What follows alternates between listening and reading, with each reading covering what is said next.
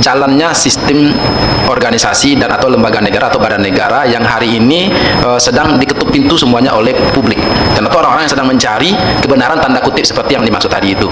Nah, kenapa? Karena semua orang hari ini mencoba mencari tahu tentang bagaimana tentang dokumen Jokowi dan hari ini kemudian bergeser kepada dokumennya Gibran. Semua orang tanda kutip ya? Nah, itu seperti itu. Nah, ya, kita harus jadi melihat itu. Kenapa? Karena lembaga negara 10 tahun yang kemarin ini semuanya itu satu pintu semuanya, ya, tertutup rapat semuanya dan itu dijamin keamanannya. Hari ini pertahanan itu mulai bobol satu demi satu dan data-data ini sudah terkumpul, dia menjadi data-data yang sudah diakumulasi. Nah, beberapa orang yang berani hari ini untuk men-challenge, dia masuk ke peradilan, ya. Beberapa peradilan gagal dan kemudian coba lagi. Nah, hari ini adalah ujungnya nanti adalah mengejar bahwa sejak awal memang ada persoalan terkait dengan verifikasi tentang dokumen Gibran ini. Saya lihat sebentar ini, dari seluruh jenjang pendidikan yang didaftarkan, mulai dari SMP, kemudian SMA-nya di Australia dan kemudian juga dokumen di Singapura itu, tidak ada satupun yang mencantumkan gelar di belakangnya.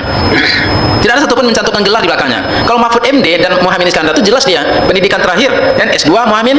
Untuk saat ini kan tidak ada juga pencantuman gelar. Nah, maksudnya gini adalah karena di berkas resminya ya. Karena di berkas resmi tersebut sekarang ini ternyata ada kejanggalan, orang semakin ingin mencari tahu bagaimana kerja KPU hari itu dan kemudian apa yang disembunyikan. Artinya capres lain ketika itu sekolahnya di mana, ini gelarnya. Ya.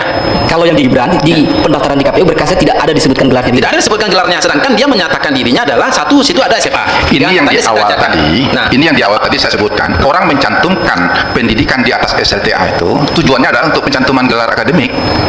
Nah, ini kan untuk kepentingan kampanye. Pak Adi pernah calon nggak? Betul. Itu aturan KPU seperti itu. Iya kan gitu kan tadi Pak Adi bilang orang mencantumkan pendidikan yang melewati pendidikan minimal ya itu karena ingin gelar.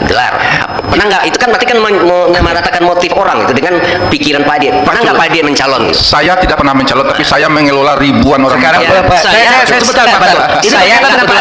Saya kebetulan Pak Adi agak semangat itu. Saya kan calon nih. Calon, tapi saya juga mencantumkan ijazah ya satu, tapi saya juga nggak pakai gelar saya. Sama dengan saya. Lihat kartu nama saya juga nggak pakai gelar, baliho saya juga pakai gelar gitu. Jadi tidak bisa dikatakan. Maksudnya tadi Bung Didi di dalam berkas formulirnya itu, contohnya kalau Bang Batul sarjana lulus Fakultas Teknik UNAN, gelarnya ST. Maksudnya ST itu tidak dicantumkan kalau Gibran gitu. Iya kan tadi kan untuk ini kan nggak harus. Nggak harus ya? Nggak harus, bukan. Karena saya melakukan sendiri di baliho maupun di apa, tidak saya pakai kartu nama, tidak saya pakai beda Bang Batul. Jadi izin nih, ini karena kita kena kelembagaan nih. Kelembagaan itu tuh dengan pribadi itu berbeda dia. Saya kalau S3 pun mau saya tampilkan itu selasan saya. Itu domainnya pribadi dia. Kan berarti saya rendah hati. Berarti kan ini bicara kelembagaan. Sekarang ini kita bicara kelembagaan di dalam dokumen resmi yang seharusnya ketika saya serahkan dokumen SMA, maka dokumennya SMA. Ketika saya serahkan dokumen saya adalah S1, maka dokumen saya S1. Itu yang akan diverifikasi. Hari ini adalah tidak jelas dokumennya, jantan betinonya nggak jelas.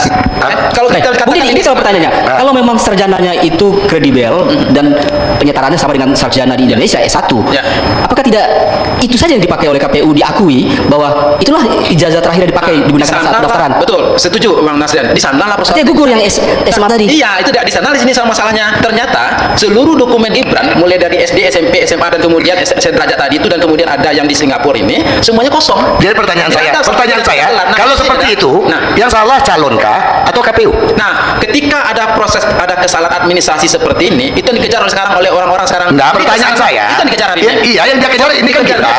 Pertama adalah seharusnya KPU harus dipersoalkan pertama kali dahulu. Nah, itu dia. Makanya hari ini KPU melakukan pertahanan diri ada menutup diri dan kemudian membuka diri lagi. Nah, kemudian setelah itu adalah karena ini terkait dengan rangkaian fufu papa sebelumnya, kejujuran dan kemudian masalah moral, masalah etika dan segala macam. Yang itu adalah, lu benar nggak nih akun ini megang lo atau dia mendalikan fufu papa nih? Dia kan mengatakan tidak. Hari ini pun seperti itu seharusnya sebagai seorang wapres kan harusnya menyampaikan bahwa saya itu hari ini sebenarnya tidak, apakah benar saya SMA atau saya sudah kuliah S1 itu seharusnya sebagai sekarang ini tampilkan. Nah, hari ini adalah sebenarnya ya kembali ke pertanyaannya Budi. Kalau memang S1 itu kita akui adalah hal yang setara dengan sarjana di Indonesia, artinya kita tidak ngapain perlu lagi mempersoalkan yang SMA tadi gitu. Pertanyaan itu kan kalau orang yang umum menjawabnya di dalam sistem KPU atau sistem informasi ini dia tidak bisa seperti itu. Pertanyaan panas ini dijawabnya dengan PKPU. Contohnya seperti ini, ketika misalnya contohnya hari ini gelar tersebut kosong, itulah gunanya verifikasi. KPU nanti harus berkomunikasi dengan contohnya Kementerian Pendidikan. Baik, oke karena tidak ada verifikasi faktual itu, sehingga wajar yang sejumlah kecurigaan sejumlah publik katanya ada kejanggalan itu tidak ada verifikasi faktual. Itu kata siapa? Gitu?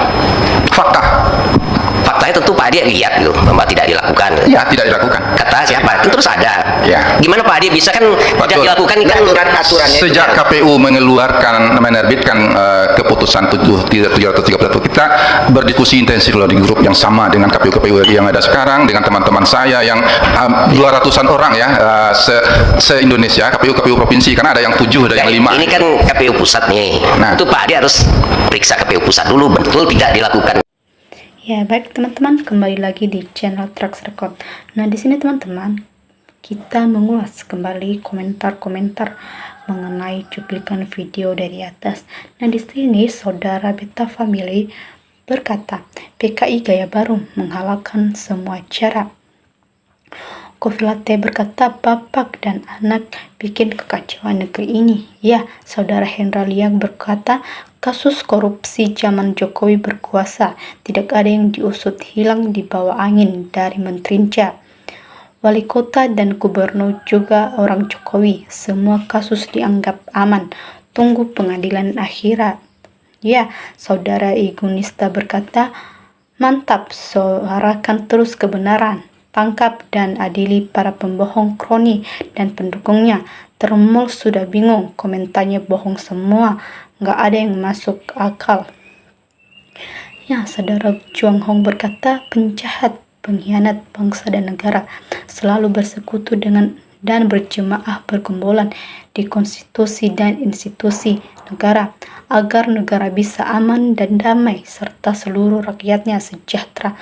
Maka para penjahat dan para pengkhianat harus dibersihkan, diberantas.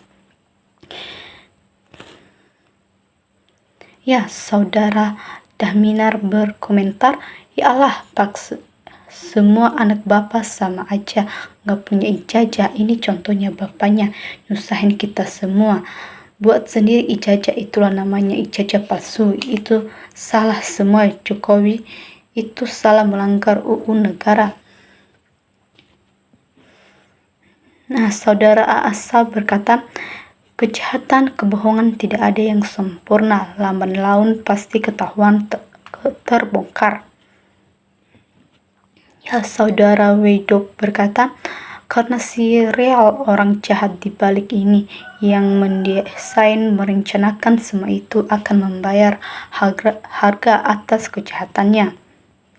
Ya, saudara Apepa Zervil berkata, mana Pak Panwaslo, jujurlah, jangan kau hianati NKRI.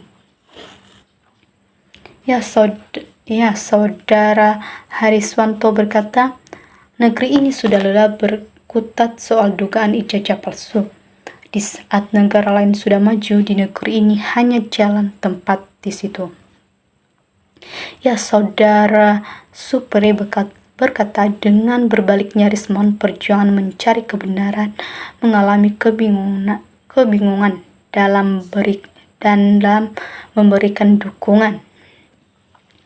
Ya, saudara Rohadi berkata, bukan ditutup hipnotis, tapi ditutup hati nuraninya untuk basmi korupsi semua kawan. Ya, saudara Dery Andres Perlian berkata, seandainya penegak hukum yang netral dalam hal ini, hakim, polisi, masalah Gibran ini simpel.